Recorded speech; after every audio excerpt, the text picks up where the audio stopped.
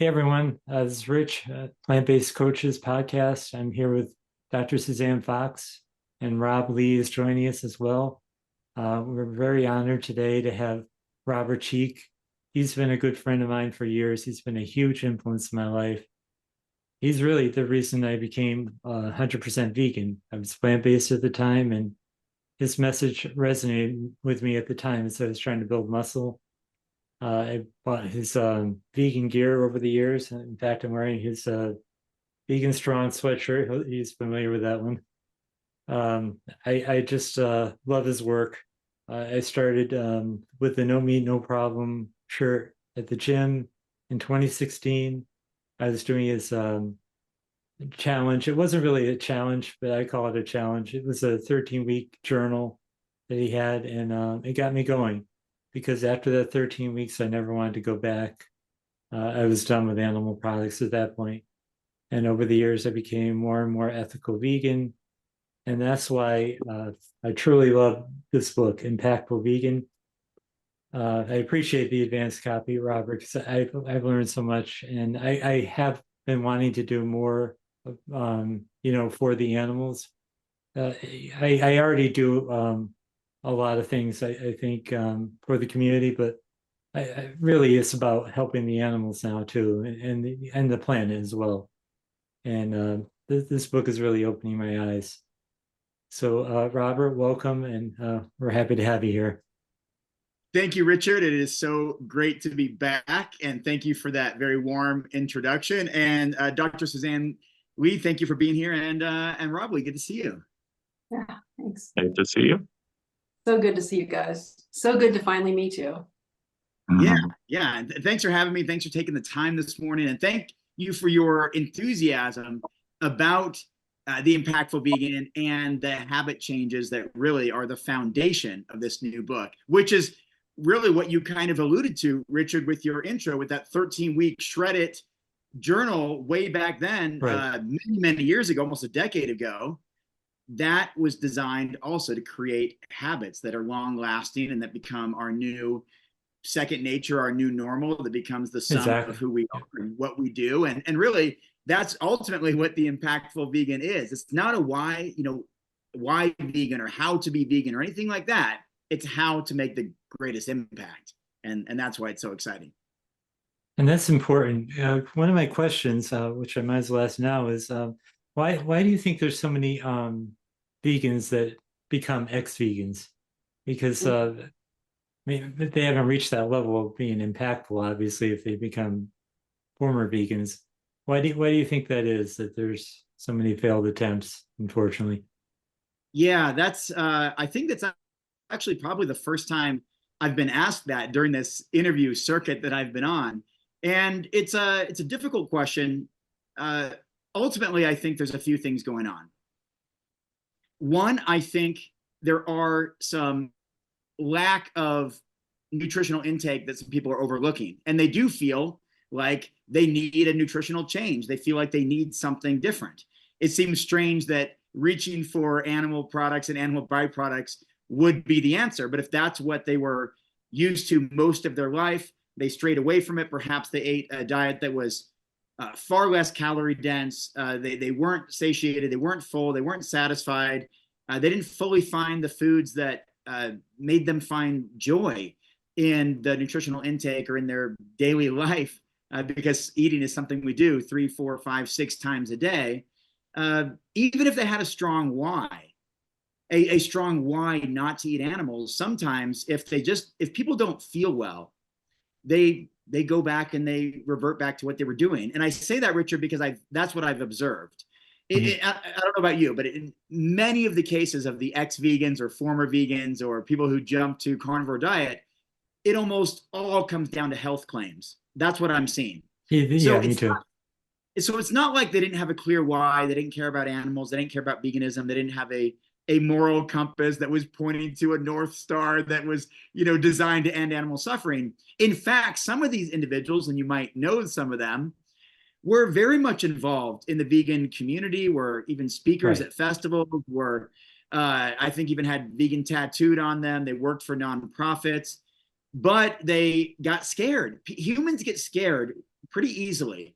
In fact, that's also what brings a lot of people to a plant-based diet, a lot of health scares, whether that was, Right. You had some of that, Rich Roll had some of that, health scares from another standpoint of eating too many animal byproducts and coming to a plant-based diet to revitalize and rejuvenate and really fix our health situation. It unfortunately goes both ways. And people get scared if they feel sick, or if they feel ill, or if they feel fatigued or tired, or some sort of nutritional inadequacy, and they kind of panic, and maybe they go see a doctor. And 99% of doctors are not plant-based. Most don't understand nutrition. That's all well documented. It's not a speculation. We know that. And so they just tell them they should go back to doing what they were doing when they felt better, or they look to the dumpster fire that is the internet at large. And as you know, the most passionate people are the loudest. And a lot of people in the carnivore, keto, primal community are very loud. They might talk about their lifestyle 12 to 18 hours a day. Their voice is going to be amplified. In some cases, it might even be based on certain social media platforms or algorithms designed to be amplified a little bit more. And so they find support in their peer group. And also, I just saw this on Facebook just the other day. Someone who was vegan, or maybe is still vegan, but is considering going more toward the carnivore diet side, was like asking for feedback from her community. And since, again, most people, 99%, and Facebook is much more of a friend, family community. It's not just your hardcore vegan followers. It's more people that your teachers, your colleagues, your friends, your parents, your siblings, your relatives. When everybody starts chiming in, even if you're a very well-established vegan person with a large vegan community, when you go within a really niche social circle, mainly your friends and family and people you look up to, and 90% of them are not plant-based, then again, you get voices telling you to go do this, whether they are trained voices in nutrition, health, wellness, dietetics, experts on protein intake, experts on human health and performance, or not. We tend to listen to them. And then, as I was saying in an interview yesterday, we look for any reason to find good news about our bad habits, or to justify what we really want to do. Like, let's say I really want to go hurt someone, or I want to go eat animals, or I want to do something that's considered bad, right? I really want to go, even if it's something that's not super bad. Let's say I just really want to go to Vegas and just spend thousands of dollars on sports gambling. I just really want to. I will find ways to justify it. This makes me feel good. This is my college sports team. That's my alma mater. It's March Madness. This makes me feel alive. The adrenaline rush I get, the dopamine hits that I get. You don't understand. I feel better spending thousands of dollars on gambling than I do sitting at home not spending thousands of dollars on gambling. You see how I can talk myself into this?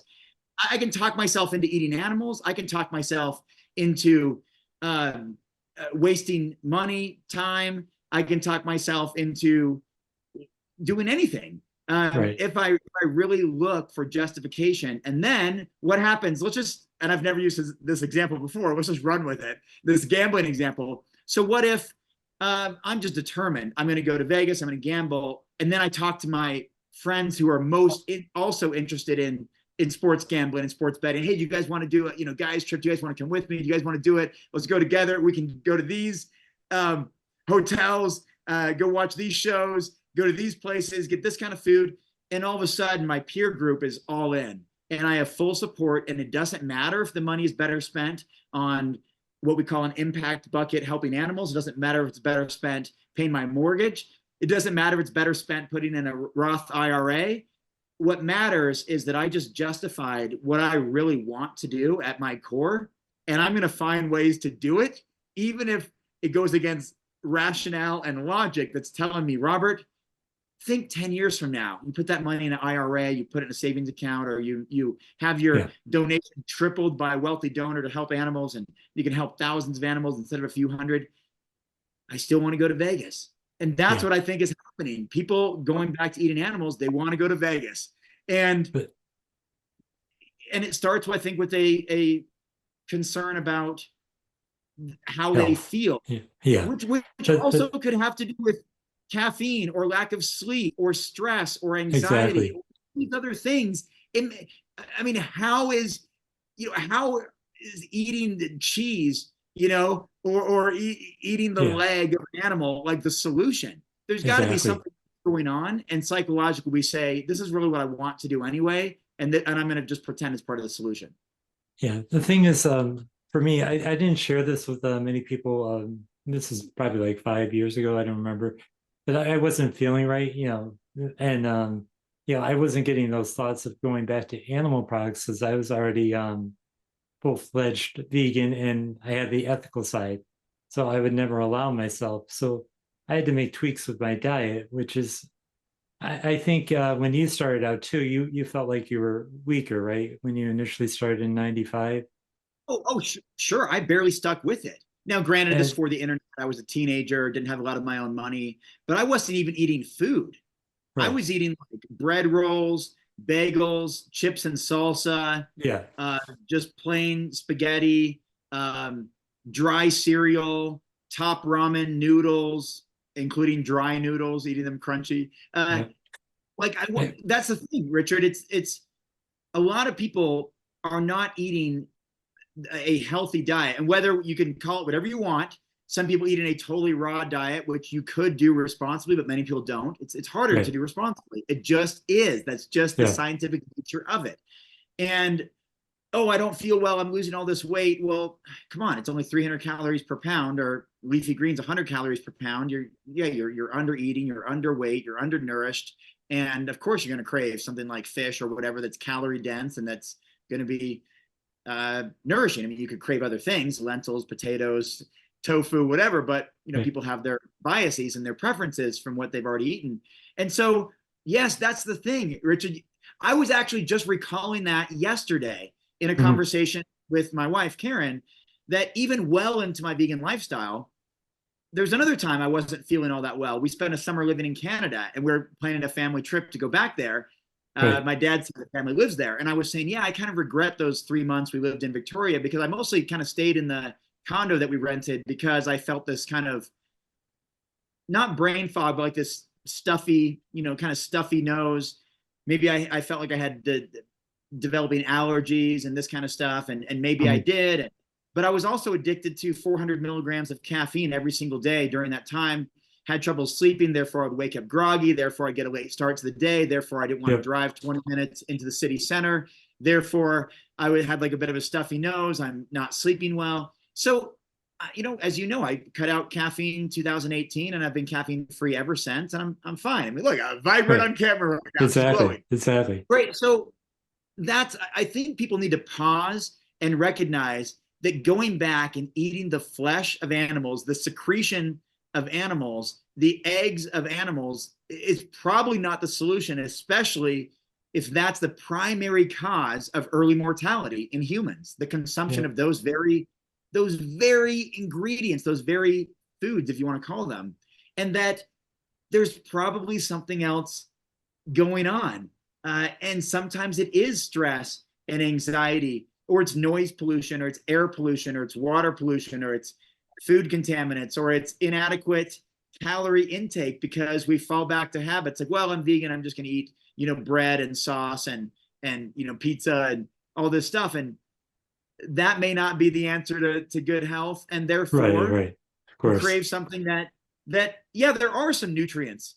We can't deny it. There are nutrients in animal-based food. They also just come with lots of baggage, including dietary cholesterol, including Yep. saturated fat, including these artery clogging, inflammatory building properties that damage artery walls and create plaque buildup and lead to cardiac events. But there are some things in there too, protein and iron and all this kind of stuff.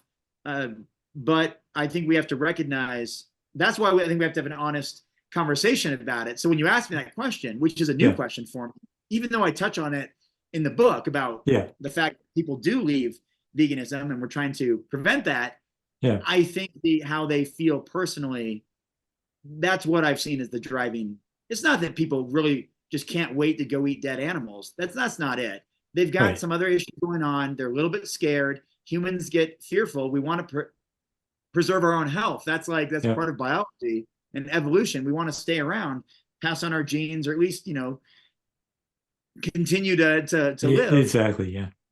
And then we go back and find some way to make us feel comfortable doing that. Because what I'm wondering is, do you have to be a certain personality type? Because I wasn't willing to go back to my old ways. I'm wondering, I never gave into peer pressure. I've been more of an independent type person. And I'm wondering, because you never went back to your old ways either, is it certain personality types that maybe, we're more leaders than not followers of Yeah, others? Or I think there's definitely some character traits that contribute to that. There's this steadfastness, this persistence, this perseverance. I mean, come on, we're the same people who are able to write books and do all this kind of stuff. Most people say they want to write a book and never do it. I mean, 99% never do it. They say they want to do this, do that, Sure. whatever. They don't do it. So yeah, we have, you and I and many others, perhaps others on this call, I don't know very well, but there's definitely character traits that I'm going to overcome this no matter what. And that's just been part of you lost what, over 100 pounds? 150. Yeah. 150. I gained 100 pounds when I had no business in the sport of bodybuilding. Came Right. in Right. vegan at 120 and became a champion vegan bodybuilder, weighing 220 pounds and winning multiple competitions, writing 5 books on it, traveling to 5 continents. There's something, within us. It's just like, I think those who are coaches, those who are entrepreneurs, those who are teachers, those who have the ability to overcome obstacles, not be swayed and persuaded by, just the smallest obstacle that's in your way. And those of us who look for solutions without giving in or going back to old ways, when we know just through creative analytical thought that there's got to be another pathway, and I'm going to at least explore those options before I go back to doing something that goes against my alignment in my value system. So for sure, Richard, and I don't want to criticize those and say, oh, they didn't have this moral backbone or this ethical spine or this whatever. I think they were doing what human nature suggests, which is, if you're hunting for berries and nuts and all that in the wilderness, you can't find it. You move somewhere else. You don't just stick around and say, I'm going to protect this patch of land. You say that the food is dried up. The food source is gone. I got to move on if I'm going to keep evolving here as an early human being trying to forage for food. Like, we have to do that. We have to evolve. We have to adapt. And that's why I'm less critical of those that go back, and I'm more interested in understanding why and finding a solution.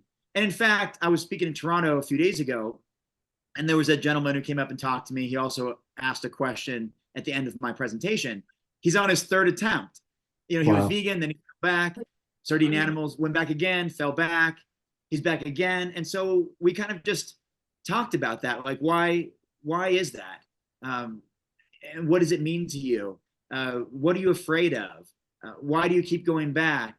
What would make you what would make you the kind of person who sticks with it? And we talked about finding our really deep rooted, meaningful why that can help power you through. Like when you were not feeling well, but you had this ethical imperative or position to keep going. And I had the same. But also what habits. And so we talked about habits with this individual. I said, how can we do something where we can get you doing it for 30, 60, 90 days, where it just becomes ingrained in your behavior?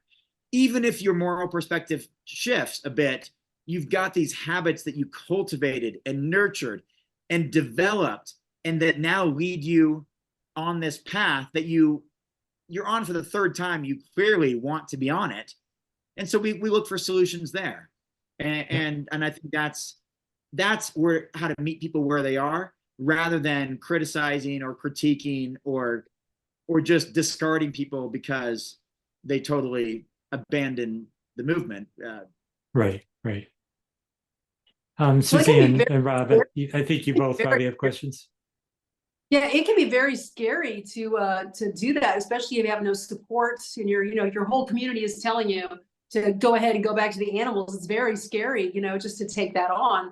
It's especially your doctor's telling you need it, your family's telling you need it, everybody's telling you need it. I mean, that's why people do it. I totally understand that. But I like the way Dr. John McDougall says it. He says it's, why would you go back to smoking cigarettes? It's never the answer. That's how I look at it. It's the same thing. Eating animals is like smoking cigarettes. It's never the answer.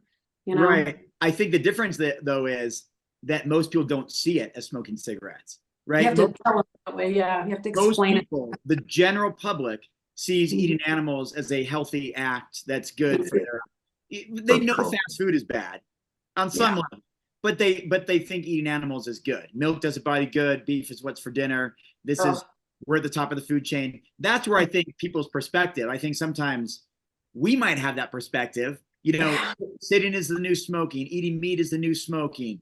Eating animals, certain types of meat is a class 1 or class 2A carcinogen or whatever the case is. But most people don't have that awareness. They, including many of my friends, they have a positive association that this is good for protein. This is good for growth. This is good for development. This is good for muscle, good for recovery after exercise, good for anything. And so I think it's still, we're still in this communication era of presenting a plant-based diet in a positive light. And we have our own surroundings like Forks Over Knives or McDougall or Furman or Clapper or Greger or Esselstyn or Campbell or Brenda Davis or, on down the line that we're kind of inspired by or influenced by, but the general public is not. And so I think we've got to continue to find ways to explore those discussions to, again, kind of meet people where they are and see how close they are to some habit changes that we can introduce to them through a plant-based diet. That could be areas of weight loss, health improvement, preventing some of our common degenerative diseases. This could be longevity. It could even be for the environment or for animals, if that's an entry point they're willing to do. Most people in the general public, their entry point is more health. And those who stay vegan for a long time, they stay for the animals. This just tends to be the way the survey data reveals itself. So I think we try to find where people are, what they're looking for, and provide that. For example, just one last thing to add. I was at this Christspiracy red carpet premiere in Hollywood just 2 weeks ago. All kinds of big name vegan people were there. Rich Roll was there. He was hosting the event, and Gene Bauer and just all kinds of Chef Babette, Sean Munson, who made Earthlings, just lots of people in the vegan movement were there. And I was having a conversation with Gene Bauer and another individual, and then a fourth joined the conversation too. And they're all big names, leaders, innovators that have been very significant in the vegan or animal rights movement for decades. And one of the things they were talking about, which I actually kind of disagreed with, and I told them so after writing this book. And by the way, I'd interviewed all of them for the book. They were all in the book. Nice. And they were saying that we need to have some sort of cohesive narrative, some sort of like singular message to push as a movement and all that kind of stuff. And I listened for a while, but then I when I had the time to chime in, I said, you know what? I think what might be even better is to listen.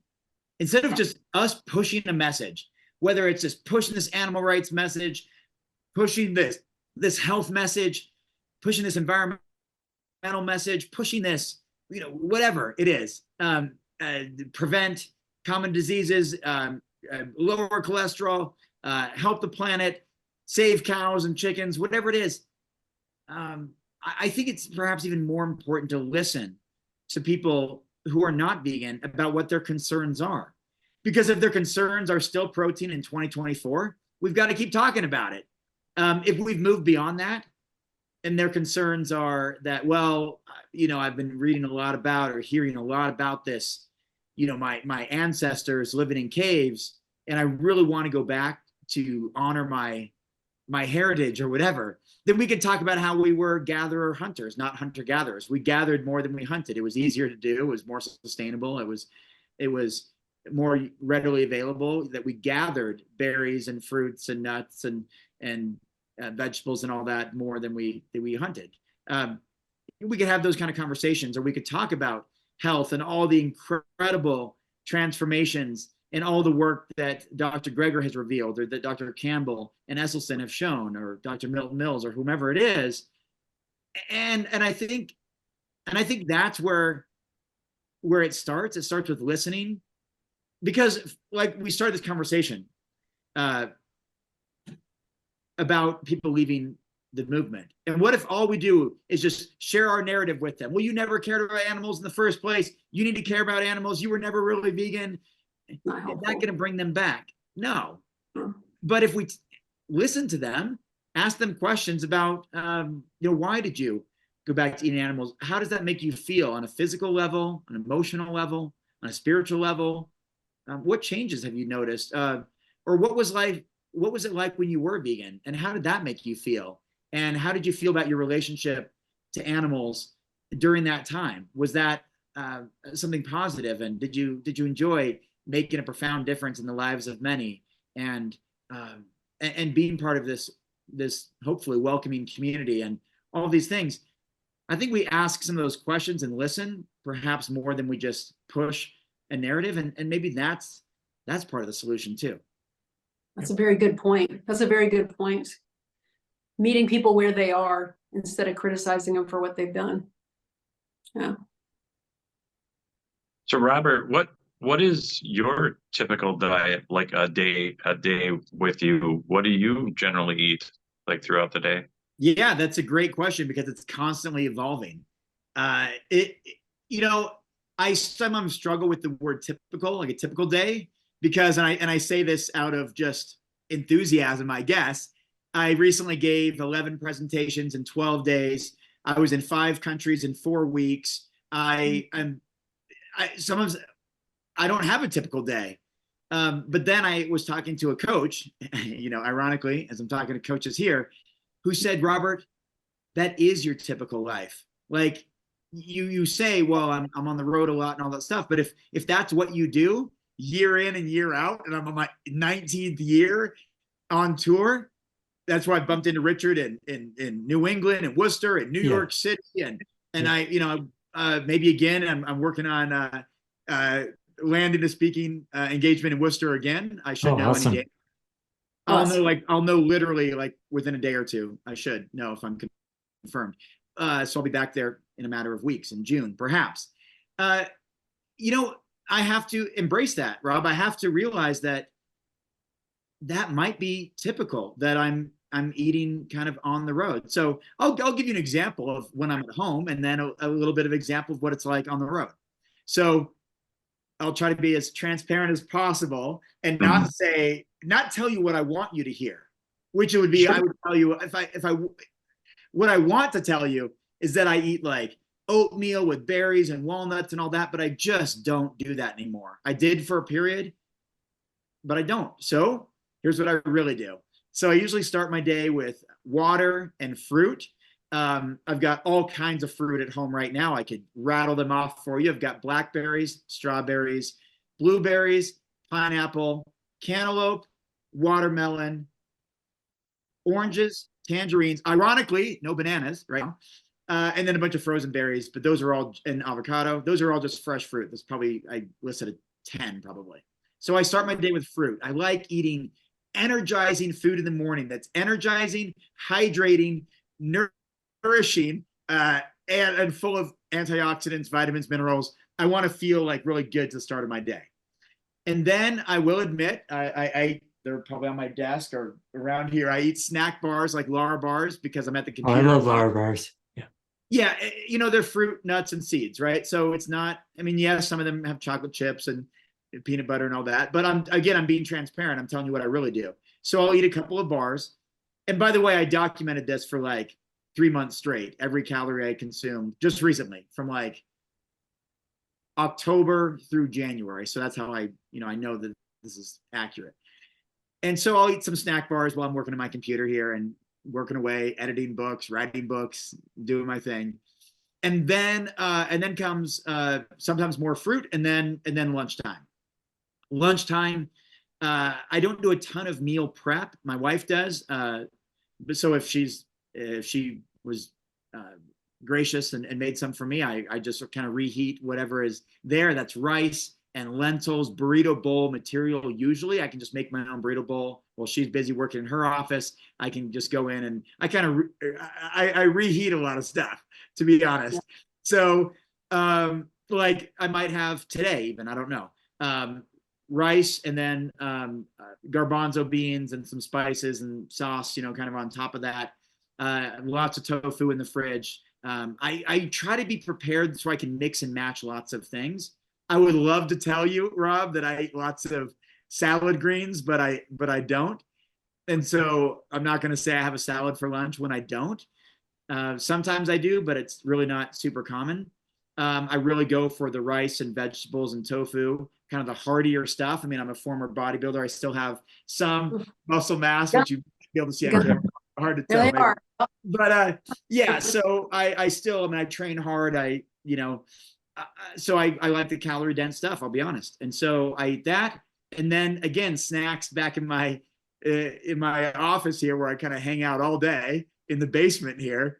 I have more fruit, more snack bars. I'm not really like a chips or crackers or snacky kind of stuff, but I also like to keep calories coming in because like you, Richard, I've never walked fewer than 10,000 steps a day for months. I know you've been doing it for like a decade, but yeah, I'm active even down here in the basement. I'm going up and down stairs. I'm moving around. I'm doing stuff.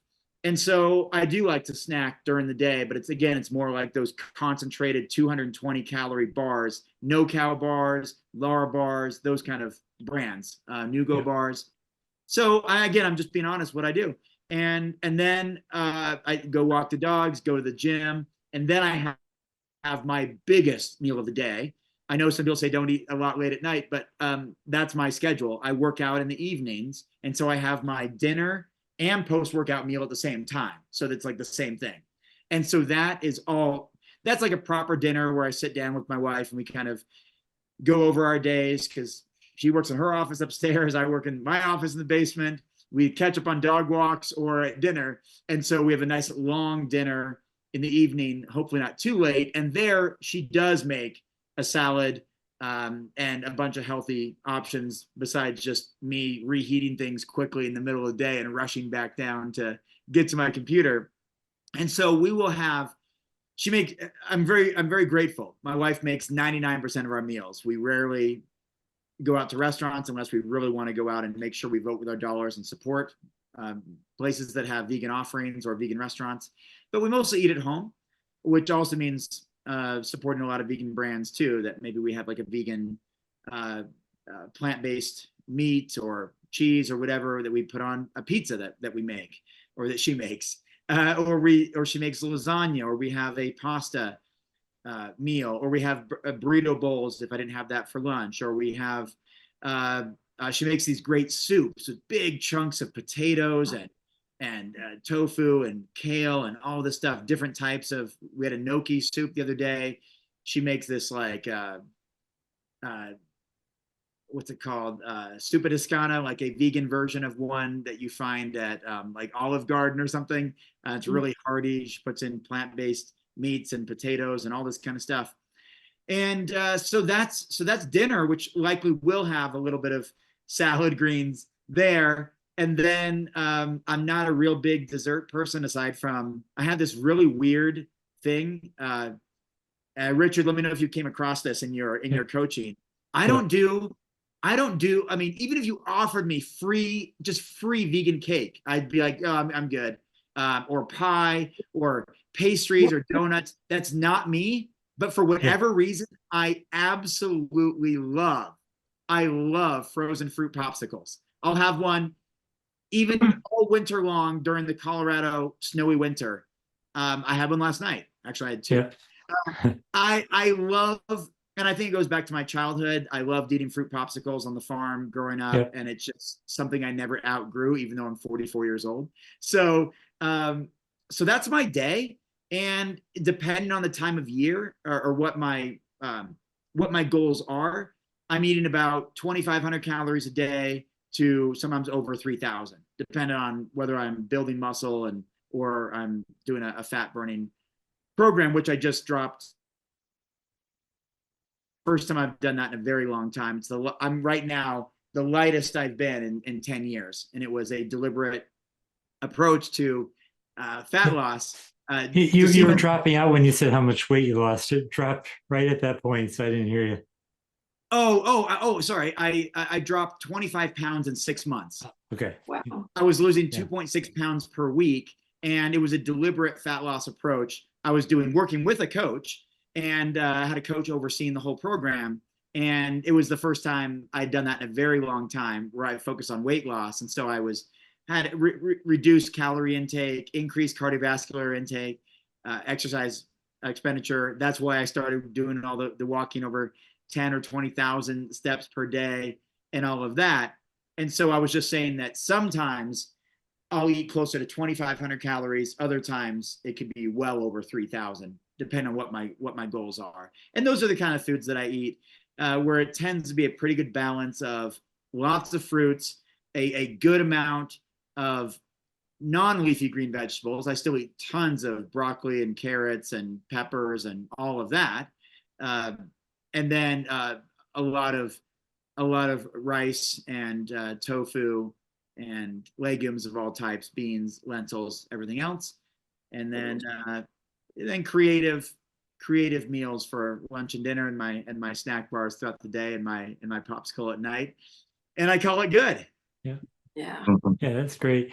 One thing that you said that kind of resonated with me, because I'm in full agreement. I tend to eat later in the day too, which I know I shouldn't.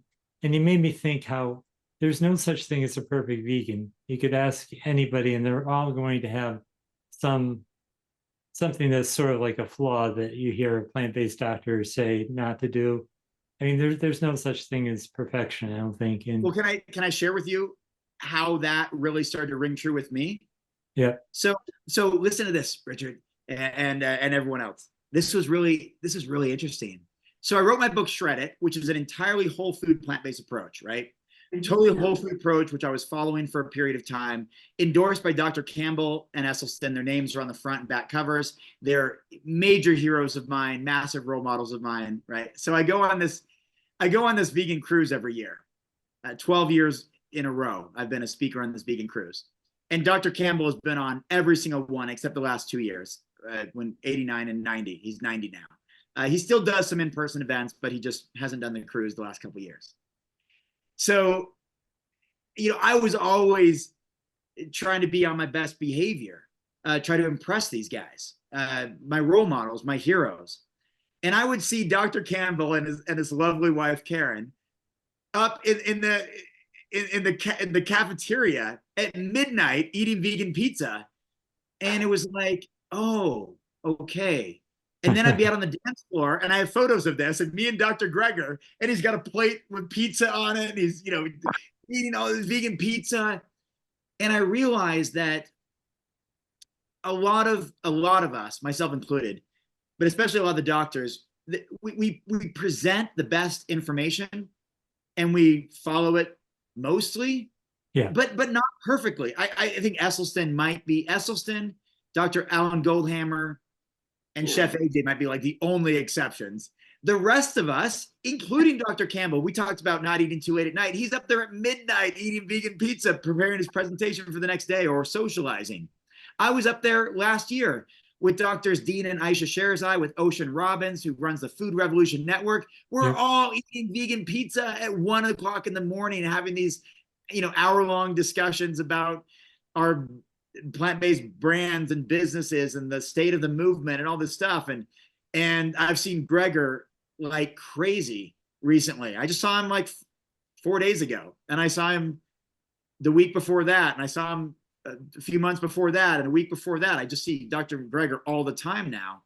And I've even been out to restaurants with him, having dinner with him one-on-one or in a group setting. And yeah, he's got his daily dozen, but he also likes to go get vegan ice cream. And that's what made me realize that perfectionism is not attainable or sustainable. And we don't do it. Like, I even feel a little bit awkward, or like that maybe even listeners right now might even be judging me, because here I am eating my little chocolate bars in the basement. I don't eat leafy greens yet. I write books on this subject. I'm this champion vegan athlete. But you know what? Have you ever talked to Scott Jurek or some of these other plant-based athletes who eat all kinds of crazy stuff? It's the fact that, we work out pretty hard and regularly, and we're able to utilize those calories differently than those who are not very active. And we also have a resilient body that's been trained for decades in exercise and is used to, again, utilizing, absorbing, and just using these nutrients, even if we think they're less than ideal. I think that's part of human nature. You could say the same thing. Like, Richard, you get absolutely perfect sleep every single night. Dr. Suzanne, are you completely stress-free every single day? Rob, are you eating based on your true calorie needs? I'm talking about based on your gender, age, height, weight, activity level, exactly the precise calorie intake you need to thrive at your best. Are you eating that identically every single day? None of us are doing these things, but we'll point fingers sometimes to like, this diet could be improved or whatever. But what about your relationship with sleep or stress or your relationship with other people and all of that are factors in the total package of health? But, and so I'm not going to feel that way even though I talk about that I'll eat vegan pizza and lasagna and plant-based meats and along with pasta and everything else, I'm not going to feel that that's a inadequate approach or that I should be judged or whatever, because I've sustained a vegan lifestyle for almost 30 years. These are some of the foods that I either like or that are prepared for me by my wife. And for the record, there's a lot of times I don't go for vegan meats, or like she'll have that in her food. I'll have it, because she focuses more on protein than I do. I don't, we all have our different preferences, but I think the reality is, and a lot of people don't know the reality. So when you see some of the leaders of the movement, I mean, for me, it started back with Brendan Brazier when he was one of the original vegan athletes, and I'd see him eating vegan ice cream and stuff. And I thought, man, this guy's professional Ironman triathlete. He's the original vegan athlete that I looked up to in 2000, 2001, 2002, around that time frame. And I spent 10 years on tour with him, working with Vega, and then still maintain a friendship. I see him about once a year in person. And, it started with that, realizing that even these elite plant-based athletes eat a certain way. And someone, I don't think she'd mind if I mention her name, but maybe I won't here, but I was out at dinner with, she's a big time author in the vegan space. We were having dinner in Toronto a few days ago, and she was eating all kinds of food covered in oil and getting dessert added and all this kind of stuff. And I mean, it surprised me a little bit because her cookbooks are mostly whole food, plant-based. But she just said, like, Robert, I love food. Like, I love food. So I'm ordering, kind of greasy appetizers. When the option came for salad or fries immediately. And then she asked, "Do you have gravy too to go with the fries?" And I was a little surprised. I opted for the salad. Not that I felt like I was being judged, but I just wanted it, quite frankly. I was changing all these time zones and climates, and I wanted the greens for my health. Like, I just wanted it. And I was surprising, but I didn't judge. I'm just saying it was kind of a humorous observation, because it surprised me. I didn't realize someone who wrote a mostly whole food, plant-based cookbook and talks about that subject in her real life really enjoys French fries with gravy and buffalo vegan buffalo sandwich and chocolate peanut butter pie or cake or whatever it was.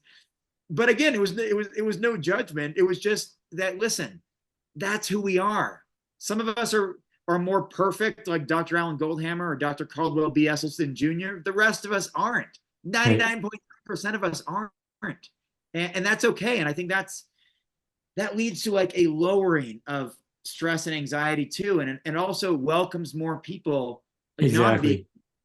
Again, we're not saying give in to any vegan ethics here. Don't change that behavior, but be open to like being palatable for other people, like where they see you kind of let your hair down a little bit. Like when I saw Campbell and Gregor eating pizza and realizing that, oh, okay, they do that too. Maybe I can as well. And maybe that will like help normalize veganism rather than making it seem like it's only for hardcore recovering food addicts or something. And I think that's also why it fails sometimes too, because people might get so perfect that they'll fail and then they think they're a failure. And Totally. me, I always get back on the bandwagon. I have that mindset. I am very strict most of the time, but if somebody cooks me something that's has oil in it, but it's vegan, I'm not going to disappoint them because they went out of their way, preparing something that was vegan for me. So right. The point is always to get back on the bandwagon, whatever you think is healthy for you. Right. It's like if you're traveling and you get, I had 3 hours of sleep because of, early flight or whatever the other day. It doesn't mean I just keep doing that. It means, I get back to 8 hours, 9 hours as soon as I can. That's a one-time thing because of a flight or whatever.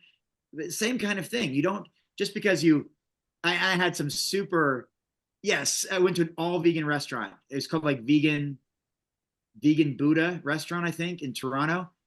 I wanted to go there and I was excited to go there and I wanted to support it. And it was super greasy. I actually couldn't quite finish some of it. It was just too oily. But otherwise, it was lovely to support this all vegan restaurant. They were super happy to see me there. My friend and I got recognized, as soon as we walked in. It was I got food to go, ate it on the airplane on my flight back to Denver. But yeah, that was not what I would normally. I mean, I didn't post the photos online. That's how shiny it was, just covered in oil, right? Noodles, broccoli that's just glowing, just dripping. So, but yeah, that meant, so when I got home, what did I do? I just got back to eating real, I just loaded up on fruit. I loaded up on the food that I really wanted to eat and bounce right back and no problem. So you're exactly right. You don't compromise. You don't, like, if someone brings you something and actually accidentally has a lot of bacon in it or cheese in it. I mean, you explain why you're not interested in eating that. Yeah. And, respectfully, save it for somebody else or whatever. But if something just has, oil in it that's still totally vegan, or more oil than you expect, you still to help normalize veganism, especially when you're around non-vegan friends. If you're so difficult at a restaurant, again, not compromising any vegan ethics, but if you're just so particular and can this make sure it's not cooked over 118 degrees, and can you make sure there's no oil on this, and there's a little too much oil, can we send this back? And I've been there many times with groups of friends, and non-vegans are just exhausted by the very difficult vegan where they say, you know what, man, I could never do what you guys do. I couldn't do it. It looks too hard to be vegan. And that hurts animals ultimately. So yeah, just take the oily food, do the best you can with it, eat a portion, get the rest to go. And then what you decide to do with the to-go food is up to you. But my thing is to make it look easy. So, I tried not to be that difficult vegan when I'm out to eat with non-vegans. I don't want them to say, oh my God, it's so hard to do. Right. That's what we go to, like Beyond Sushi or something that you and I went to, where it's just totally elegant, tasty food that anybody can enjoy regardless of their dietary preference. Right. Exactly. And don't let the perfect be the enemy of the good. Yeah. Yeah. 100%. Yep. That's a section in our book as well. And I that's actually in the back of the book, Richard. You're gonna like that one. I tried to add some humor to that chapter too. I hope it lands well. There's lots of like humor I add in that section. Good. You know what acronym I liked in your book, Strong V. Yeah, That one resonated with me because I could see myself in all those areas. And if you wanted to yeah. talk more about that as well. Yeah, thank you. So in The Impactful Vegan, my new book out June 25th, 2024, hopefully it does really well. It's coming out in hardcover, endorsed by Rich Roll and Tabitha Brown and Dan Boutner and all these wonderful people, Carly Bodrug. I created something. I don't even know where I got. I may have been sitting here at home. I may have been harvesting walnuts. That's where I did a lot of brainstorming for this book. Back on the farm I grew up on, that's where many of the ideas for this book came from. Out in nature by myself, thinking for hours a day. That may be where I came up with Strong V. Basically, the Strong V is one of the central foundations of this new book, of being an impactful vegan. It basically stands for this. It stands for using your skills, talents, resources, other strengths, network, generosity, and volunteering to make the greatest impact for animals. And then I give a bunch of stories and examples of like, so let's say you don't have a lot of money, but you want to help raise money. And I won't get into all the detailed examples, but I explain how you can use your network and your resources and your just inherent talents that you have in order to, let's say, raise the money you don't have. Or let's say you have a very particular skill. Maybe it's web design, maybe it's photography, filmmaking, whatever that is. And you're able to offer those skills to help animals in different ways, working with nonprofit organizations, amplifying a message, getting a news story out there, getting content to go viral, whatever the case is. Let's say you're very well connected. For example, I mean, I'll just tell you directly, I don't know that I need to keep it a secret. Marketing a book is very, very hard. It's very, very difficult. It's selling books is hard. And I knew I had a real shot at making the New York Times bestseller list with The Plant-Based Athlete. And of course, you know the rest of the story. We did. We landed on that list. We were #1 international bestseller. The book is now in 9 languages worldwide, and it has inspired countless people around the globe to embrace the plant-based diet. It's been highly impactful. I didn't have a lot of money to market the book. I just didn't. Still don't. But I went out and I personally raised $47,500 in purely donations from my network of people that I know. I reached out to wealthy people that I know. I reached out to big supporters that I know. And I just straight up asked them. I didn't even say, buy my product bundle. I've got something in return for you. I just said, this is so part of it was for me. This was my lifelong dream since I was 8 years old, to become a New York Times best-selling author. And I know I have a real shot, a real opportunity to do this. It's the best book I've ever written. Will you support me in that endeavor? And also, if this book does well, if it accomplishes what I think it will and what I believe that it can, it's going to have a dramatic impact on humans and on animals. And so I was able to do that. I didn't have the resources, but I used my network. My network is defined as your friends, your family, your colleagues, your followers, your fans, if you've got them, your subscribers, your online social network, your neighbors. Most of us are so much more connected than we believe we are. Like when it came time to editing my new book, I didn't have the budget to hire an editor, but one of my good friends is one of the smartest people that I know. He got a PhD in philosophy, and my book is very much about philosophy. He's a teacher at a college. He grades papers for a living and teaches and grades papers. I thought he would be a perfect editor, and he did a absolutely phenomenal job. And then we brought in other editors and all of that. But again, that was calling upon my resources, my network, all that kind of stuff. And I give plenty other examples throughout the book, including your physical strength. Like if you're really strong, and you can help volunteer at an animal sanctuary because you can lift hay bales, you can carry heavy buckets, you can move wheelbarrows, you can do that kind of physical labor.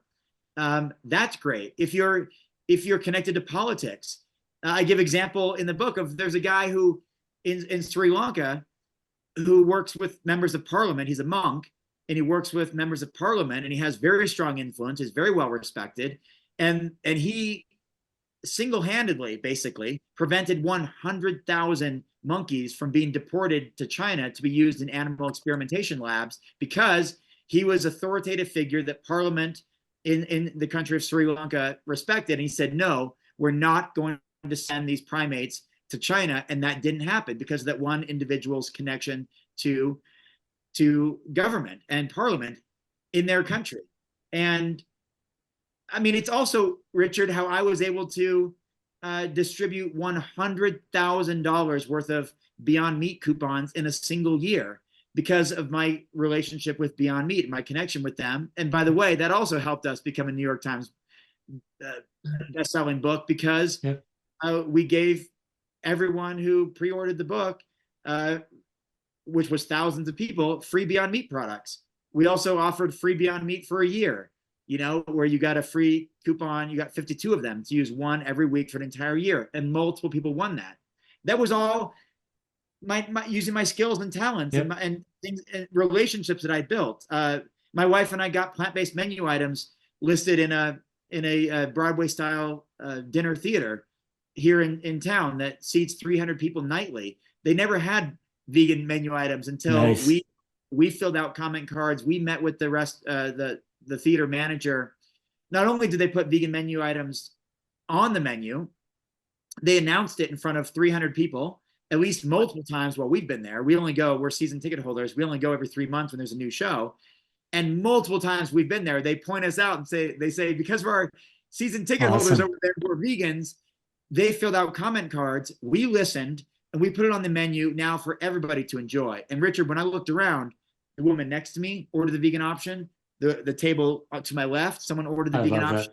Yep. Those were not available, and now they're available every single night for 300 people. And furthermore, the vegan option got more impressive. It got more intricate. It started out being kind of basic, and now they have a vegan dessert item too, like and not just like fruit, but like chocolate, raspberry vegan cake, like. So now hundreds of people nightly have the opportunity to order vegan food. And that was awesome. We just used our communication skills. We used our persuasive language.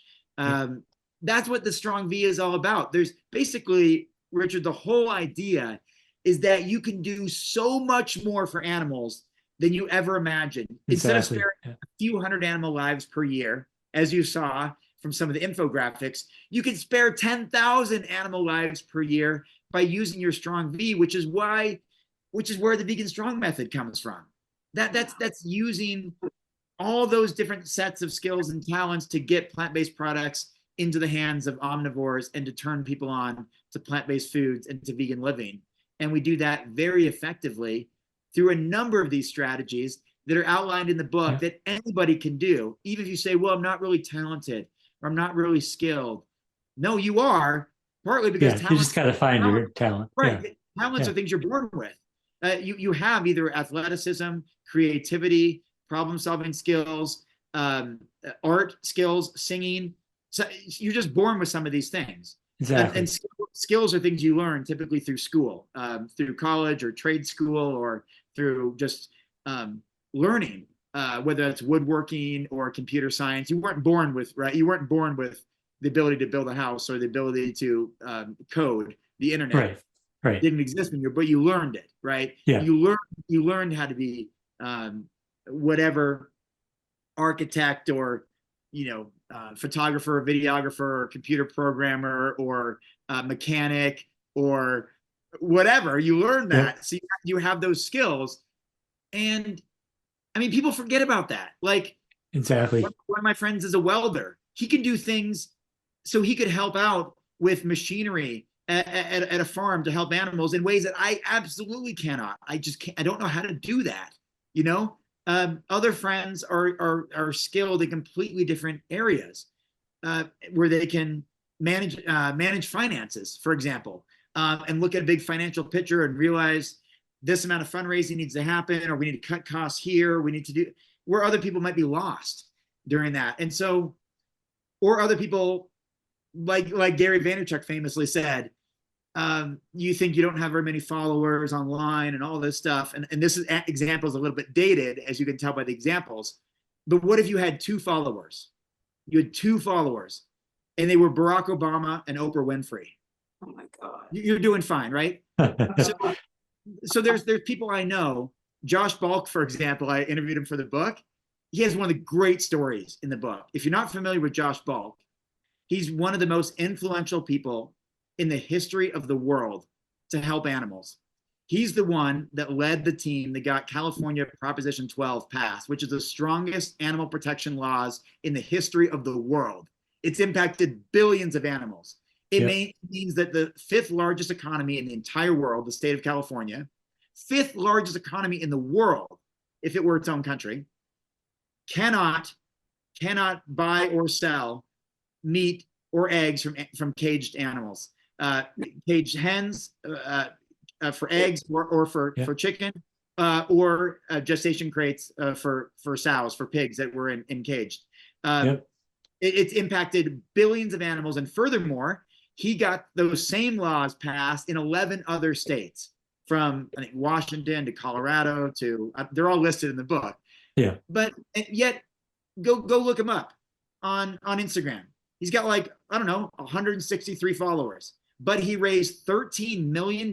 He spent $13 million on ads, and it was passed by something like 60-something% in the state of California. And guess what? The pork industry put it back on trial at the Supreme Court of the United States, the highest court in all of the land. And it was upheld by a count of 5-4. So the pork industry lost after spending who knows how many millions of dollars to try to they want their gestation crate sows back in California, one of the biggest markets in the world to buy meat. And it was, the Supreme Court said no. They said no. And so here's an example of somebody without a big following, but using his political acumen, his ability to be on TV interviews and radio interviews, and to get a campaign started, to get thousands of grassroots people. He spent 20 years working at the Humane Society of the United States. So he was connected with the largest animal protection organization in the world. HSUS is the biggest. And again, he was able to accomplish the greatest feat for protecting animals in the world without having a massive following, which you might think that you need. Or like, look at me and Matt Frazier. Matt Frazier didn't even, my co-author for the Plant-Based Athlete, he didn't even have an Instagram account or know how to use it. And I was someone who was staying away from social media and deleted all the apps on my phone in order to focus to write our book. And here we are with a very small following in the big picture, about to launch a book, and it became one of the best-selling books in the world in 2021 because we had other skill sets. Matt had built up a newsletter subscriber readership of 300,000 subscribers. I had built up relationships. Richard, this would blow your mind. I work with over 150 plant-based and vegan companies. I received $400,000 in donated products and coupons. Wow. That was is then amazing. able to offer when people ordered that book. And that's why it soared and became a bestseller. I had more products in my house than a grocery store or a convenience store or a GNC. Wow. Yeah. Bigger than some GNC stores, for sure. I have $50,000 to $100,000 or over $100,000 worth of stuff at a time. And that was all through my connections. I built these relationships. So when it came time to push a meaningful project, I had the physical goods. I know, Richard, you've ordered many of those bundles. Yeah. But I was able to offer that. And then Matt was able to announce that to his 300,000 newsletter subscribership. We had so many pre-orders. It took me 8 weeks of working 12 hours a day to ship them all out. But we made a lasting and indelible mark on the industry with the plant-based athlete, which then led me, to landing a book deal for the Impactful Vegan. And I'm using some of the same strategies, even just yesterday. And I have to say, we're helping with that too. As I informed you, we plan to give away 10 of your books when it's released. And that's because you and I have a relationship, a friendship. We've supported one another, and I'm very fortunate. But again, that's part of my strong V, is that I have people like you in my corner, right? I have people like you who believe in the work that I'm doing, who have watched me for decades, and now you have people who support you, right? And because of what you do, and I see your influence on social media, and you have this very loyal and dedicated following on Facebook, for example, of real people who are inspired, much like Tim Kaufman. He has this real, Tim is amazing, a real authentic following. So real. And I just met him in person for the first time last week, and which was great. We've been in touch for years. But I saw the picture. Yeah. So this is, and I'm kind of lingering on this for a moment, because Strong V is the foundation of the whole book. That absolutely, look at all these things. Who am I? I'm some random guy who gets hundreds of thousands of dollars worth of products, which, by the way, I use to get out to families, including non-vegan families. I introduce plant-based products to people. I help these plant-based companies grow by getting their products out there to a dedicated audience that can't wait to try them and then buy them. And I'm able to sell books. And the more you sell, then your books get picked up by all these other foreign translations. And now my book's available in Taiwan and in Korea and Italy and Germany and Poland and Hungary and Thailand and Spain and all these parts of the world. And that matters, because then you have a seat at the table. You're part of the conversation. And that's all starts from Strong V, and how to best use that. And there's many of examples all throughout the book, and then many more examples that I encourage the reader to come up with on your own. You work in higher education, and you have all these people you have access to. You also work with a gym, I believe, and you work with this Healthy Connecticut or whatever you've been you have all these things that are more influential than you even realize. And Dr. Suzanne, you've got your platform and your office and your place to promote and advocate. And my TikTok. I've got a big TikTok following. So you know how to tap into your resources in order to create the most impactful change. And what I'm really encouraging people is to learn what that is for you. Because as I give examples in the book, Richard, I'm sure you've probably already read some of these, you can be over 100 times more impactful than just what you're doing now. And that's for anybody listening. And you might even say, yeah, but I'm already promoting veganism a lot. I'm posting it on YouTube and TikTok and Instagram, with all this stuff. But there's so much more. There's always more to do. And things that you're not thinking of. Even the time it would take you to commute somewhere for an hour or two. Imagine if you wrote an impassioned letter to the editor, an opinion letter to major newspapers around the holiday about eating something different than animals in the center of your, showing gratitude by doing something other than putting a dead animal in the middle of your plate. My friends have done that, and have even been published in the New York Times. And we know that news media, including opinion pieces, newspapers, news articles, television news stories, those do have a positive influence on people as far as changing the behavior of omnivores and how they look at animals and how they eat animals. They really do work. And so imagine if the time you spent scrolling on the internet, not posting, because posting is still positive, it's still productive for the most part, but the time you spent scrolling, you could have written an information article or an opinion article and submitted it even to, let's say you pick a random, Seattle Times. Okay, it's not the New York Times, but it's still massive. And they're probably not receiving unique letters like that on a regular basis. So they're going to want to publish it. I can't tell you, Richard, and I'll admit part of it probably was for ego, I'm sure, in my 20s. I can't tell you how many newspapers I've even been on the cover of. All, anytime I was on tour, I was just like, I was back then the world's most recognized vegan bodybuilder. And I would roll into town and I would be interviewed. I was interviewed by the New York Times, the Seattle Times. I was on the front page of every newspaper, basically in the state of Oregon, where I'm from, because I was newsworthy. I was like this local hometown, but not even just my hometown of Corvallis, an hour and a half away. I was on every front page of the Portland, which is a major city, 2 million people. I was on every front page newspaper there for what I was doing with my vegan bodybuilding career, because it was newsworthy. It was something unique. Here's the local guy who's making waves on a global level. But any of us can do this. You have your weight loss story. You don't have to be famous, best in the world at what you do. In fact, your weight loss story is more powerful than my story in a lot of ways. That could be told all over the world, and tying into veganism and tying into your coaching and all this stuff. Right. We all have a story to tell. But it's not as sexy as posting our favorite photos on social media or other forms of animal advocacy, or marching in the street or whatever. And some of those things are more effective than others. But I can tell you, based on data, and this is in the book as well, there's almost nothing more effective than positive news stories.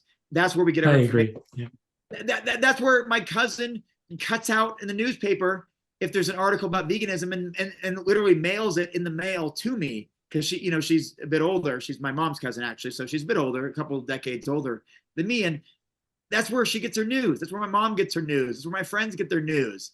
That's where we have the opportunity to change lives, is by going to the platforms where people are with a positive spin. That's how Earthling Ed became vegan, if you know the root story for that. This is powerful stuff. It is very powerful. And it got me to thinking. I'm sorry. Yeah, it got me to thinking about all the times on social media. Sometimes you hear a story, about let's use Thanksgiving as an example. They call it Turkey Day, and a news outlet had a story about Turkey Day, and I chimed in on their social media account and just question why they would call it Turkey Day, and all the abuse turkeys were going through.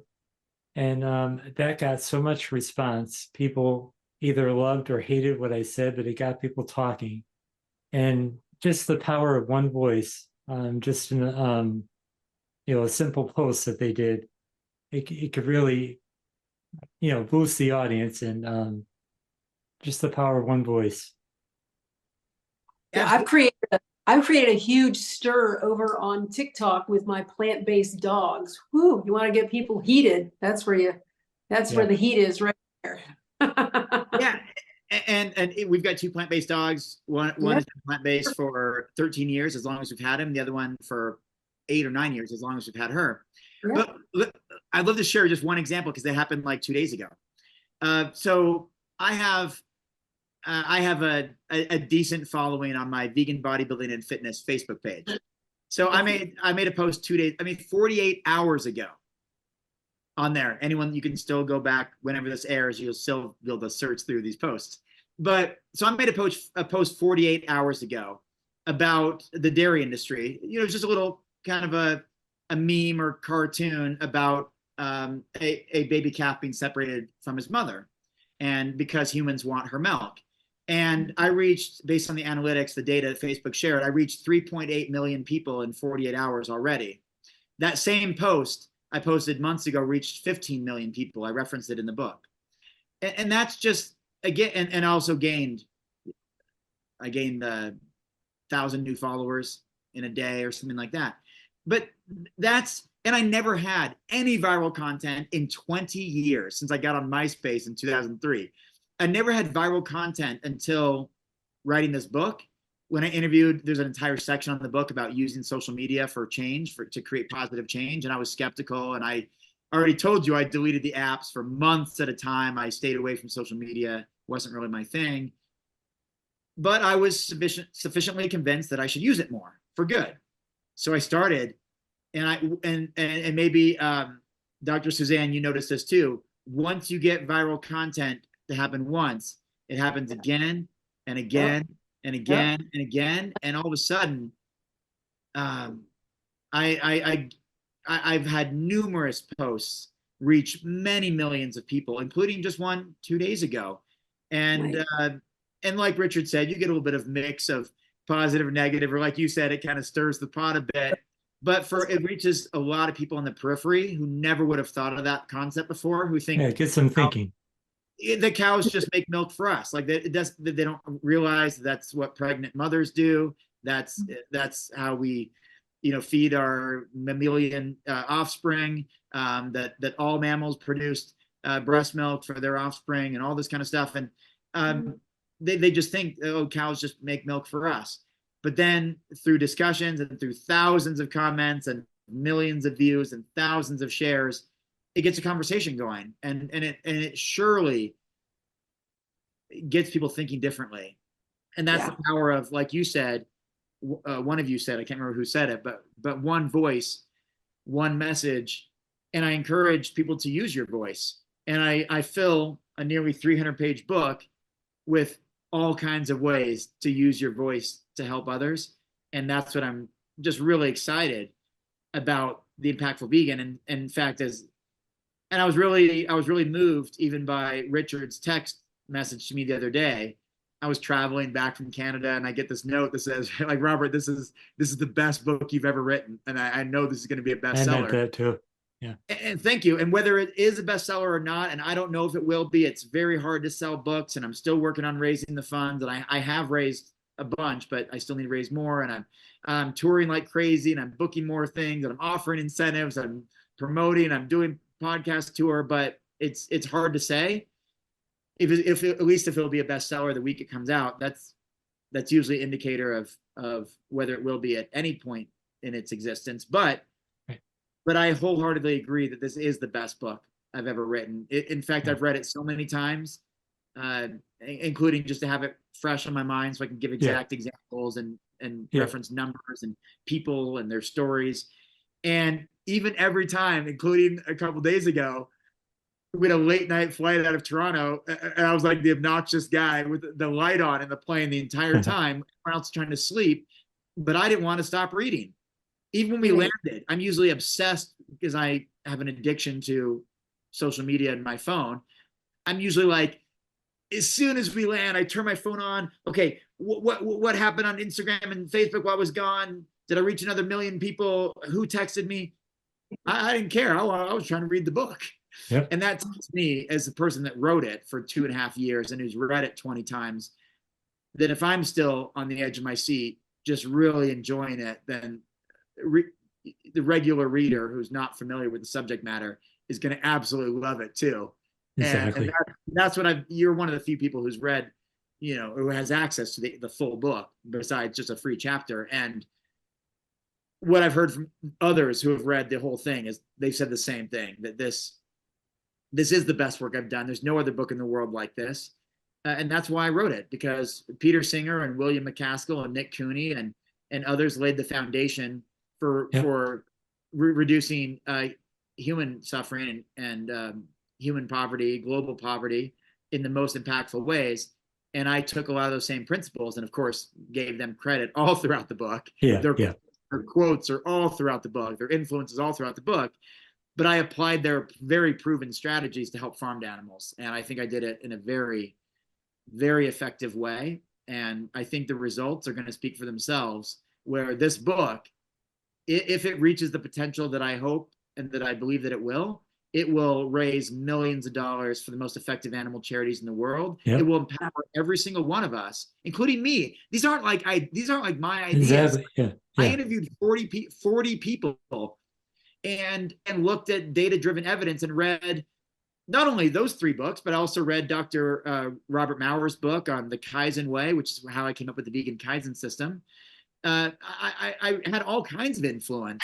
I listened to countless hours of podcasts, from Alex O'Connor to Earthling Ed to Rich Roll to Shankar Vedantam to others, to put all this together to make a book like nobody's ever seen before.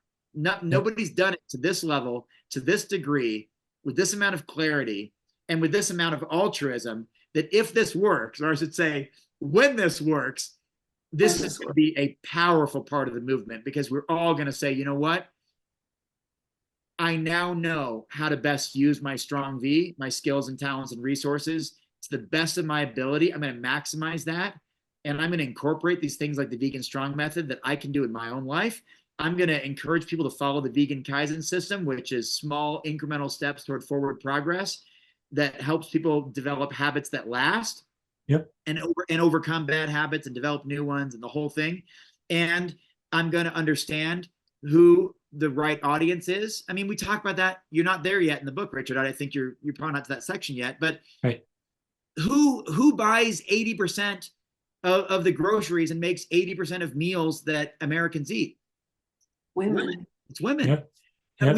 we have to have a message that reaches the demographic that makes the decisions of what an entire household eats. And True. and so I have a bunch of kind of funny comments about that in the book. I say something along the lines of, instead of wondering and pondering and sitting around thinking about how to most effectively communicate with women, we should do this totally radical idea, and we should listen to women. Listen. 90% of women feel like they're not being heard when it comes to advertisers. When you see all these TV advertisements and radio, they feel like they're not being listened to, and they're not being reached. They feel like they're overlooked with these advertisements that sometimes cater to men or cater to different demographic. And if 91% of women don't feel like they're being listened to, and they make 80% of food purchases, and they prepare 70% of meals for an entire household, what are we doing? Exactly. Like, we need to listen. Yeah. And we need to listen and listen to as many female voices as possible to understand how to communicate the most effective ways, whether we lead with health for children or for their family, or whether we lead with compassion, because women are just far more compassionate than men toward animals. And I talk about that. I try to be funny and not insult men too much, but I make a comment that through maybe some biological flaw, men enjoy things like hunting and killing and grilling and cutting in ways that women just don't. Like, men are just very aggressive towards animals and can't wait to kill them and grill them. Whereas women don't tend to be like that. They tend to be more nurturing and compassionate and empathetic.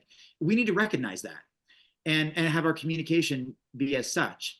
And so this is what I'm hopeful for this book, is that, I mean, again, these are not just my ideas. I learned a heck of a lot. A lot of my ideas were challenged. They were challenged by Bruce Friedrich from the Good Food Institute. They were challenged by Paul Shapiro. They were challenged by Melanie Joy. They were challenged probably by Dr. Vicky Bond, who has I think you already read that section, Richard, the Humane League story. They were challenged by a graduate student, a young female graduate student at Colorado State University, whom I met when I was doing some vegan advocacy work. And her interview was one of my favorites in the book, because I had interviewed all these seasoned vegans who had been vegan for decades, some of the leaders of the movement, those names I just mentioned, plus Gene Bauer and so many others, Chef AJ, and people have been doing this for decades. But then I got this young voice, this 25-year-old, and she is vegan, but she had completely different ideas about how to reach her demographic.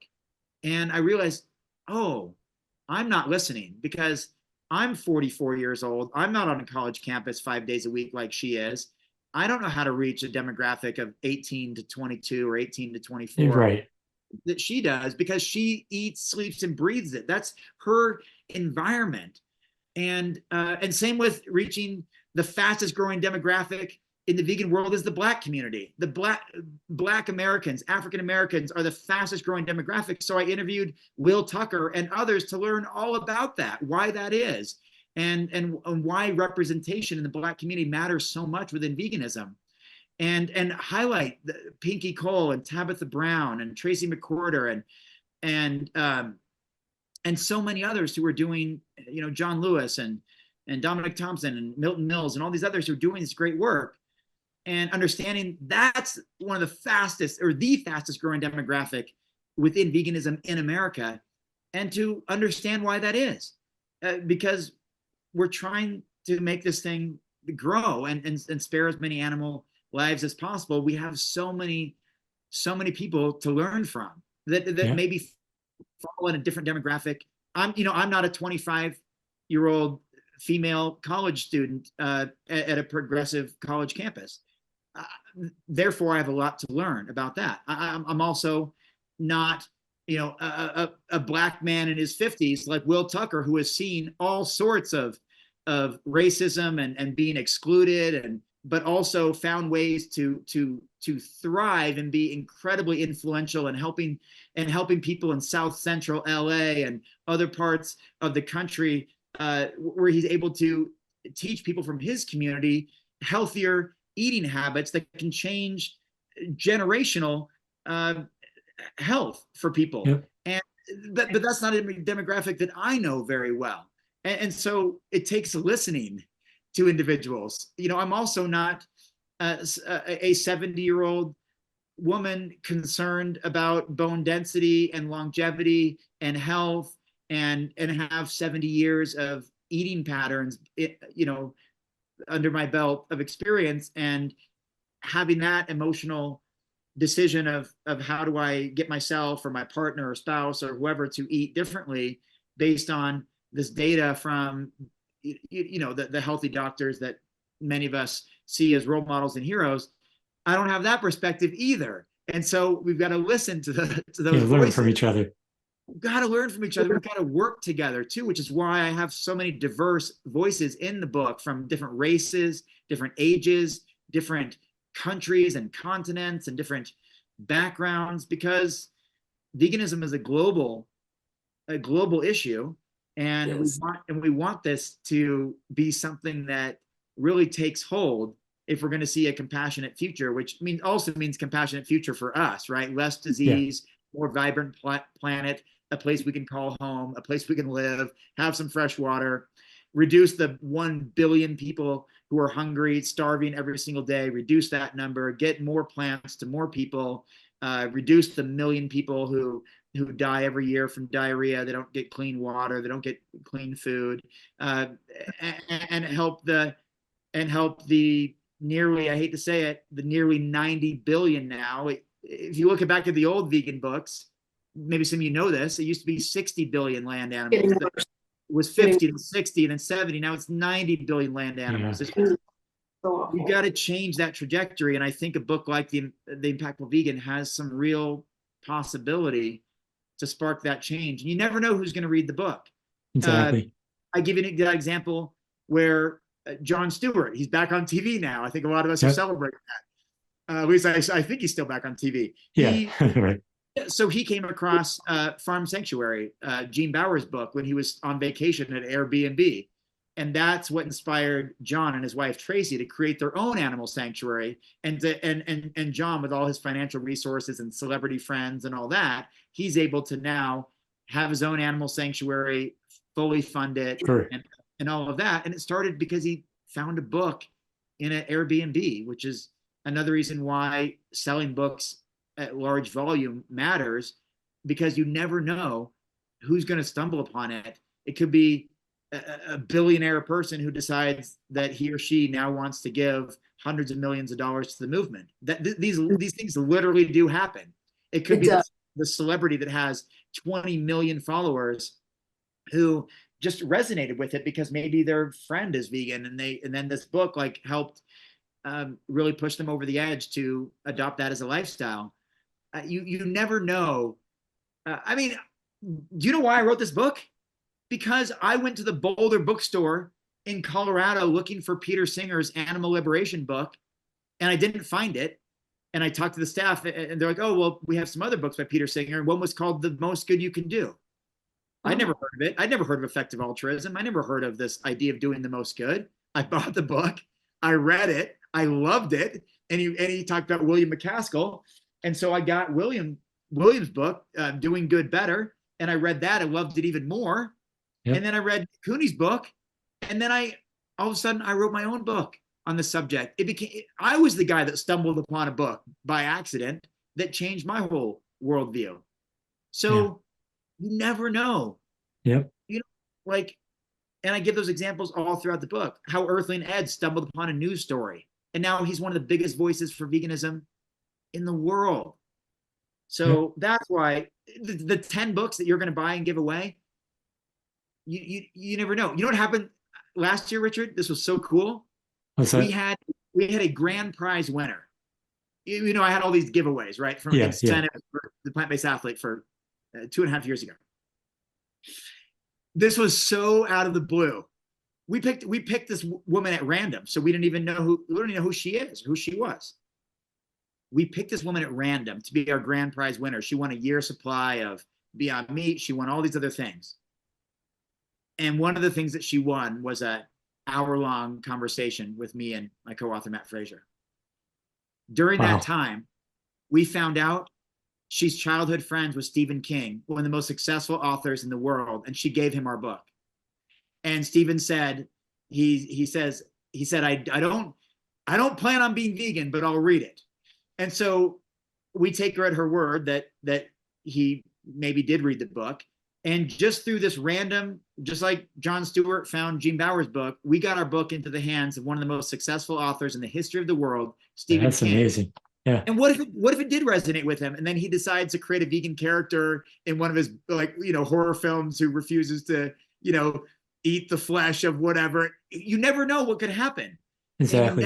You never know who you're going to reach with the work that you put out there. That's true for a YouTube video, as it is for a podcast, as it is for an interview of any sort. And that's why I encourage everyone to go do that. Write your articles, tell your story, write a blog post, film a video, do a podcast like this.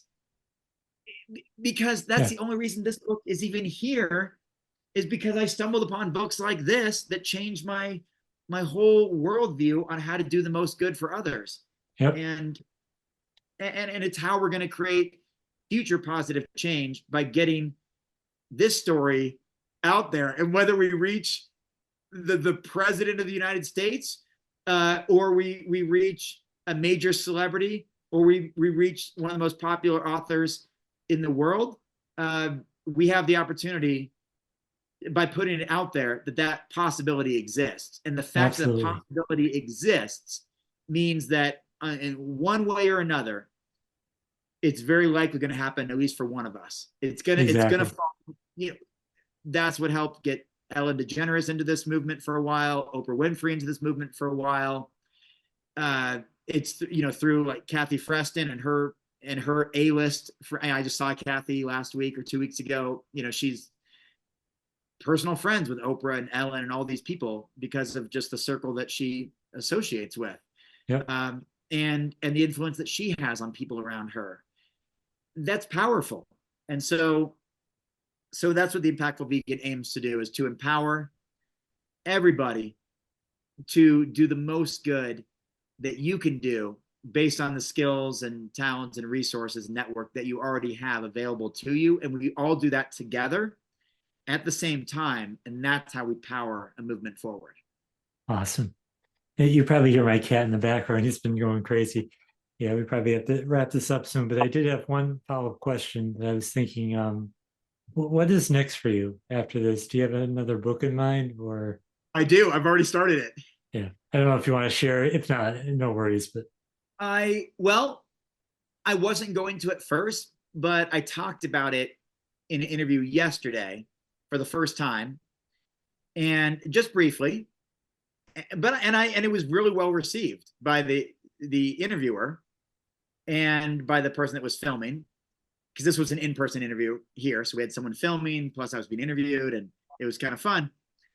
And she asked the same question you just asked, Richard. And I said, well, it may surprise you, but I have a brand new book I'm working on that is all about American hustle culture, and how I believe that workaholism and hustle culture in general, which is very many cases unique to American society, is destroying the American dream. And so, Interesting. yeah, it's big. And I've been part of that. I've been an obsessive workaholic and bragged about it for decades and all of that. Well, leaving all kinds of relationships behind and detaching myself from a real life social network, and having, my best friend died at age 41 during COVID. That was a wake-up call. And losing other family members that I could have spent more time with, but I was too busy working all the time. Or when it was Thanksgiving and I had to do all my Black Friday deals because I needed to hustle and stay up all night and make money and all this stuff. And my 5-year-old nephew said, "Uncle Robert, how come you won't play with us? Why do you have to work so much?" Like all these kind of things. Or the fact that the entire time I wrote this book, my wife just goes to, bed by herself while I'm still down here in the basement until 2 a.m. Yes, I'm doing meaningful work, but I missed out on so much of other of meaningful life. And I know that other people are doing the same. I see it because I lived it They for are 20 something years. I mean, I was one of the worst. I would brag about never sleeping or being up for 30 hours straight, or that people who take naps on planes are losers. They're not working hard enough. People who are not on their laptop 24/7 are never going to amount to anything. This was really a mentality that I had. I was such a go-getter that it became toxic. And I know all about it. And I know all about dreams that have been shattered by people believing that they were going to be the next big thing, and it just wasn't going to happen for them. It's only for the very few that works out. The rest of us are going to be working 2 or 3 jobs, working every minute of the day, just trying to keep up with the image that we're trying to project and the ego that we're trying to protect, and this material life that we're striving for, when our best friends, our parents, our loved ones are dying around us, and we were too busy checking our messages to have a conversation with them. And I think that's actually, and it's not just my ideas. I've listened to countless hours of psychology podcasts and learned all about the hundreds of millions of American dreams that are shattered by people thinking they're the next Michael Jordan or Taylor Swift or Beyonce, or Peyton Manning, and it's just not going to happen. And we've got to prioritize things. And it's going to be very much like my other books, where I interview people around the world about their value system. I've talked to plenty of people in Europe and Asia and other parts of the world recently. In fact, I've traveled to those continents just recently. Yeah, it'd be interesting to hear a comparison. Exactly, because we do things so differently in the United States than people do in Europe, for example, where they take like the entire summers off. Exactly. Yeah. I was in France this summer and I couldn't even find a restaurant that was open. Everyone's on vacation. And you go to other cultures where they have 3-4 generations all living together, which is more family unity, but also means that expenses like mortgage and rent are shared, and you never have that financial stress, which is the number one stress in the American lifestyle, is that I just cannot pay my bills. I cannot pay my bills. I cannot pay my bills. That's not the case in a lot of even poor countries, because you have your parents and your grandparents, and you're all living together, and you're all working together, and you're all spending quality time together, and you're eating together, you're sharing financial responsibilities, and you're laughing together. And it's very much like I just spent time with Dan Boutner as well in person. It's very much like a Blue Zones kind of approach to understanding hustle culture, and why it's very unique to American or Western society, and how some of the happiest and healthiest people in the world don't buy into it. They think they look at Americans who are obsessed with work and who just can't wait to keep working, and who suffer from workaholism, and they think it's very bizarre. I'm sure. But we think that's normal, and that's the way we're going to make it and gain all this fame and fortune, and then I can retire and I can do this and get my boat and my fancy house and car and all that. And there's just completely different value systems, including the hierarchy of our boss and supervisors. I was talking to a guy in Denmark where he said, we don't have that at all. We have this collaboration, not a hierarchy. Yes, we have a boss, but our boss is on the same level as us socially. We all work together on the project, and we all go out and have dinner and celebrate the success as a team. and there's no intimidation. We're not scared of our boss, or we're not intimidated by them, which is very, that's very different from here. unique, unique to Western culture. We're scared of our boss. We're going to be fired. Our boss is up here. We're down here. That's not how it is in a lot of other societies. And I'm actually just as excited about that book as I have been about any other book. Oh, definitely. Because in a lot of ways, it's impacted my life in a lot of negative ways. And I see it in so many friends and colleagues who brag about never having a vacation in 10 years. That's no way to live. Exactly. That's no way to live life. And not just saying it, but bragging about it. Yep. Like, I'm so busy. I'm so busy. I don't even know who's playing the Super Bowl. I'm so busy. I didn't even, turn on the TV for a year. I mean, I agree with some of those things, and I've said some of those things, but I don't think it's a healthy relationship with the world around us. Exactly. And I think we can do better. And I think as an American society, that book is needed. And I think I'm someone who's fairly qualified to write it. And furthermore, I'm not just writing it. I would be interviewing people across the world, people who have been workaholics and lost everything, and who are, essentially struggling dramatically now, to workaholics who made it, but who are maybe very unhappy, to people who don't resonate with workaholism whatsoever in other parts of the world, and have a different value system and think it's insane.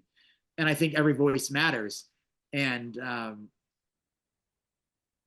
that's a story I want to tell. And I want to travel to Africa, where my friend just came back from, and I've never been. I've been to 5 continents, but not there, or Antarctica. And he said that they were the happiest people, and they had nothing. They even had to walk for miles just to get clean water. Like, walk for miles. He was in Tanzania. Yeah. And he said they were hiking, and their toes fell out of their shoes because they were just getting whatever free shoes they could get from whatever American companies donate to people in Africa. Their shoes didn't even fit. Their toes are falling out, but that's all they had. And they were happy, and they were smiling, and they enjoyed themselves, and they live in little huts without wood, just mud or dirt huts that protect from the elements. Of course, they're closer to the equator. They don't have to deal with the cold temperature, but they don't have the things that we have, yet they're the happiest. And I want to go find out why that is. Yeah, definitely. Why Americans are so unhappy. I've been unhappy a lot of times, even though I come across as the smiling thumbs up guy. I've struggled because I'm always trying to be better than I was before, and to strive and to impress people. And I think that's a book that's going to be raw and vulnerable, and it's going to be what America needs in 2025. Oh, it is. It is. Beyond. And for people to take very seriously. Look at mental. I mean, this podcast could go on forever, but look at. I suffer from anxiety. I have an anxiety disorder. I've suffered from some mental health issues. We all do in this society that puts so much pressure on us that doesn't have to be there. That's so true. Yeah. And we know so because of other cultures who don't have these same problems, who don't have the health problems, who don't have the mental health problems, who don't have just these levels of stress, including financial stress, because they live their lives differently, and they appreciate what they have rather than just desiring things they don't have. And that's a story worth telling. And I can't wait to, I want to say travel the world to interview people, but that's of course self-fulfilling. I can do most of the interviews through email, but I do want to travel and interview person to see it firsthand too. I really want to have that firsthand experience of, I think that'd make me a better writer too, to be in some of those parts of the world where happiness is high, even if maybe poverty is also high. Income is low, but happiness is high. Stress is definitely low. Agree. Yeah. Family value system, unity is high. I want to feel that. I want to experience that. Much like Dan Buettner and how excited he gets with Blue Zones, and all his in-person travel makes him a better writer to tell the story because he's been in their homes. He's been in their villages. I went to a village in Indonesia, someone I met on a cruise ship, and I was eating on the floor, off the ground, the dirt floor, because that's how they eat there. They made a vegan meal for me. They had 4 generations living there, lots of stray dogs and chickens around, but they had a completely different view of the world, and we ate rice and vegetables off the floor, and they were very happy people. Yep. And I just think those stories are worth telling. I think the American audience is. Yeah. So anyway, you're only the second person I've told about that. I won't give away that or the subtitle, but I have started working on it. I'm already 15 pages into it, which is not much, but it's a start. And I'll be reading it. When this one gets out and does its thing, is in bookstores and hopefully does well, then I can slow down and work on the new book at my own pace. That's part of it too. Yeah. Writing a book is stressful, and I'm not going to allow myself to be super stressed writing a book that's about anti-stress. It's the anti-hustle culture. I'm not going to go crazy writing it. I'm going to go at my own pace and enjoy the process. And that, definitely, my friend, is what is next for me. And I have to say, your title, you were very impactful for me at a time. So you've already been an impactful vegan. Thank you. I know you've influenced a lot of people, and it's just the perfect title for a book. Thank you. And we made it bright orange deliberately, so it stands out on the shelf. Yeah. We put a chicken on there deliberately because they're the animals that suffer in some of the worst ways in the highest numbers. Only second to fish and shellfish. Second or third is shellfish and fish. Yeah. And we wanted, and it's going to come out in hardcover. This is an advanced paperback. But it'll be hardcover, and we wanted it to really stand out and be impactful, even sitting on the shelf. It's going to stand out. Exactly. And so it works, believe me. Yeah, it's just I don't know when this is going to air, but it's just months away. June is around the corner, so I'm excited. This will air sometime in April, so it's definitely going to be before the book.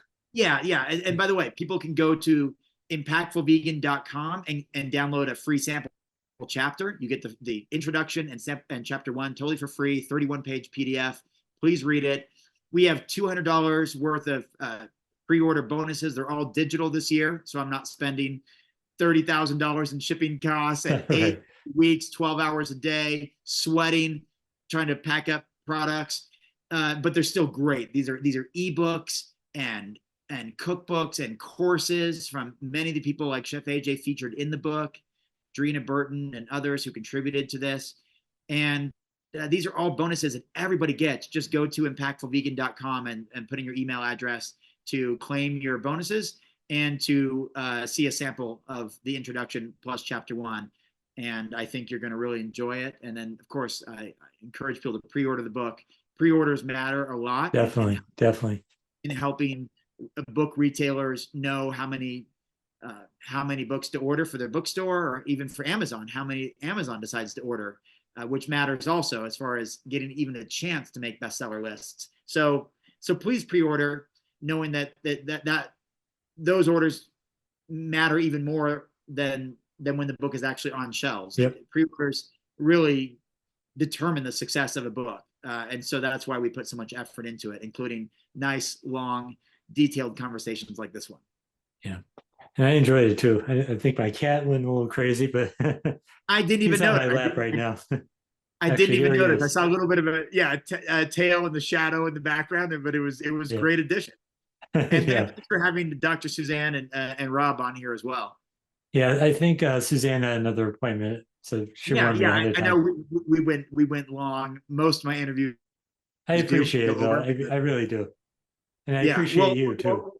Yeah, thank you, Richard. I appreciate you, and thank you so much for the platform to talk about it, for the conversation, and even asking the first question you asked, which I had not been asked before, which helped really get us into the conversation about what we need to do to win people over and bring them into veganism and help those who have left the vegan movement to come back home and to find their own heart, their own voice, their own way that they resonate with the vegan lifestyle, and to not push them away, but the door is always open, and that's that veganism needs to be inclusive and positive, and use our strong V to help people, again, provide a coach for them, provide mentoring for them, get them the assistance that they need to make it stick this time.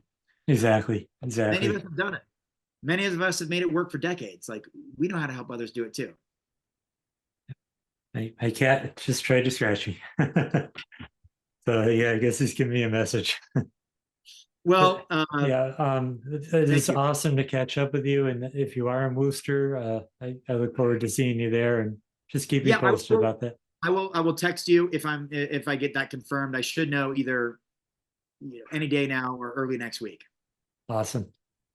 Okay. And best All of right. luck on the book. I know it's going to be a bestseller. Thank you, Richard. I appreciate your support and your enthusiasm for it, and enjoy the second half as you finish reading it. Oh, I You're will. gonna love I'll it. keep you posted. Okay, sounds good. Okay. All right. Talk to you All later. right. Yeah. Thanks, Bye-bye. Richard. Have a good day. Yeah, you too. Thank you.